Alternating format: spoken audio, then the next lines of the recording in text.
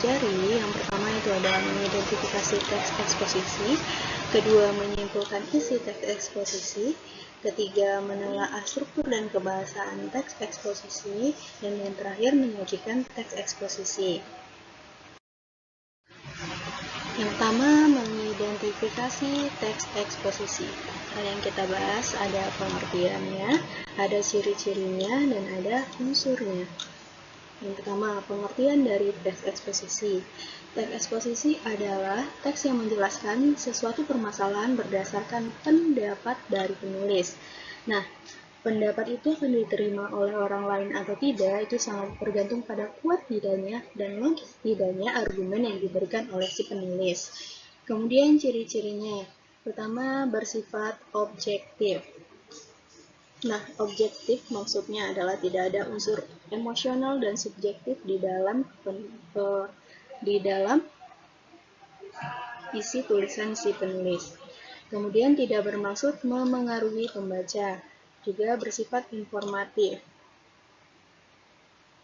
Nah, kemudian unsur-unsur teks eksposisi. Dalam unsur teks eksposisi ada unsur opini dan ada unsur fakta. Nah, unsur opini ini berarti pendapat dari si penulis ini yang belum tentu dapat dibuktikan.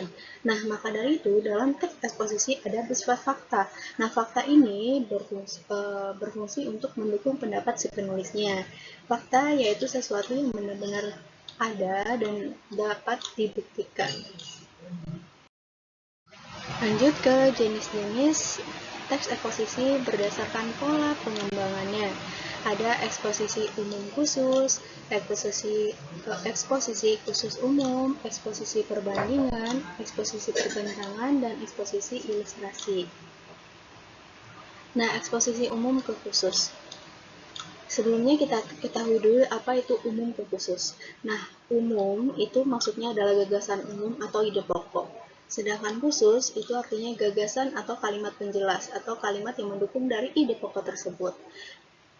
Kembali lagi ke eksposisi umum khusus, berarti eksposisi ini yaitu bersifat dari umum ke khusus. Berarti ini gagasan pokok dulu, baru gagasan penjelasnya. Atau biasa juga disebut dengan kalimat deduktif. Lanjut ke eksposisi umum khusus. Nah, berarti eksposisi dimulai dari yang bersifat khusus ke bersifat umum. Lalu perbandingan, itu eksposisi membandingkan dengan hal lain. Nah, berdasarkan unsur persamaan atau perbedaannya, atau kerugian dan keuntungannya. Nah, ini disebut dengan perbandingan. Kemudian pertentangan. Pertentangan itu eksposisi yang mempertentangkan dengan gagasan lain. Jadi ini di eksposisinya bertentangan dengan eksposisi yang lain atau gagasan yang lain. Nah, eksposisi ilustrasi. Nah, ini berfungsi untuk menjelaskan suatu uraian. Nah, khususnya uraian yang bersifat abstrak. Lalu, pembahasan kedua itu tentang menyimpulkan isi teks eksposisi. Di sini akan kita bahas jenis paragraf dalam teks eksposisi dan langkah-langkah menyimpulkan teks eksposisi. Jenis-jenis paragraf dalam teks eksposisi tadi yang sudah kita bahas sebelumnya itu seperti ada deduktif, induktif, dan campuran. Nah, deduktif ini paragraf yang ide pokoknya terdapat di awal, kemudian diikuti oleh kalimat penjelas. Kalau paragraf induktif itu paragraf yang kalimat penjelasnya di awal atau kita sebut saja kalimat utamanya ada di akhir. Sedangkan kalimat campuran, kalimat utamanya ada di awal dan di akhir. Nah, untuk mempermudah mengingat, apa sih jenis paragraf yang ada di awal? Nah, ini ada deduktif dan ada induktif. Nah, dalam abjad duluan huruf D atau I. Berarti duluan huruf D, berarti awal. Di awal itu deduktif, di akhir berarti induktif, dan paragraf campuran itu yang ada di awal dan di akhir. Lanjut ke langkah-langkah menyimpulkan isi teks eksposisi. Yang pertama, tentu saja membaca dan mendengarkan teks eksposisi dengan seksama. Yang kedua, mencatat isi pokok teks eksposisi. Nah, jadi isi pokok tadi itu gagasan. Nah, berdasarkan paragraf yang sudah kita simpulkan tadi ada paragraf deduktif, induktif, dan campuran. Kita kelompokkan unsur atau pokok-pokoknya tersebut. Setelah pokok-pokoknya kita dapatkan, maka kita dapat menyusun sebuah simpulan teks eksposisi berdasarkan pokok-pokok dari yang sudah kita temukan tadi. Lanjut menelaah struktur dan kebahasan teks eksposisi. Tentu saja ada struktur dan kebahasan yang akan kita bahas. Struktur teks eksposisi ini ada tesis, ada argumentasi, ada penegasan ulang. Nah, tesis itu berisi tentang gagasan yang menyatakan pendapat dari si penulis. Pada bagian tesis ini, penulis memperkenalkan tentang topik atau ide yang akan ia bahas. Lanjut ke argumentasi.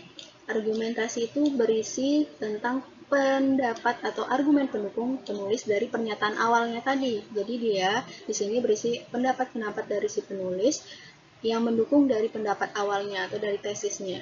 Kemudian penegasan ulang. Penegasan ulang berarti ini ditegaskan lagi pendapat dari si penulis, yaitu dari argumentasi dan dari tesisnya. Berarti struktur teks eksposisi ada tesis, argumentasi, penegasan ulang. Tesis berarti pendapat awal, argumentasi pendapat yang mendukung pendapat awal tadi. Kemudian penegasan ulang, penegasan dari semua pendapat yang telah disampaikan oleh si penulis. Kemudian ada kaidah kebahasaan. Kaidah kebahasaan ada istilah. Nah, istilah ini biasanya ada pada bidang tertentu. Nah, tergantung dari penulis tersebut menyampaikan eksposisinya tentang apa. Nah, di situ ada istilah-istilah atau kata-kata istilahnya. Kata-kata istilah ini berdasarkan makna yang tertera pada kamus. Kemudian ada adjektiva atau kata sifat. Nah, kata sifat ini contohnya ada keras, jauh, kaya, miskin. Kemudian ada afiksasi. Afiksasi itu yaitu imbuhan. Nah, ini ada prefix, infiks, sufiks, dan konfiks. Lalu ada verba, kata kerja, contohnya adalah menulis, menggunakan, dan lain sebagainya. Lalu ada pronomina. Pronomina ini kata ganti benda atau orang, contohnya kata ganti benda ini itu, kata ganti orang ada aku, saya, mereka, dan lain sebagainya. Kemudian ada konjungsi. Nah, konjungsi ini ada konjungsi kausalitas dan konjungsi temporal. Konjungsi kausalitasnya itu konjungsi menjelaskan sebab akibat dari suatu peristiwa. Sedangkan konjungsi temporal itu mengacu pada waktu. Lanjut. Yang terakhir itu menyajikan teks eksposisi. Nah, untuk menyajikan teks eksposisi ada langkah-langkahnya. Yang pertama, menentukan topik. Untuk membuat teks eksposisi, kalian harus tentukan dulu topiknya apa. Kemudian menentukan tujuan dari penulisan. Setelah ada topik, tujuannya apa sih? Nah, lalu mengumpulkan data atau bahan yang sesuai dengan topik. Kumpulkan data-datanya karena teks eksposisi itu bersifat fakta.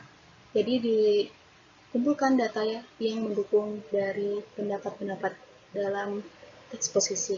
Kemudian menyusun kerangka. Nah, dari kerangka inilah kita dapat mengembangkan sebuah tulisan atau sebuah teks eksposisi. Nah, sekian yang dapat disampaikan. Terima kasih.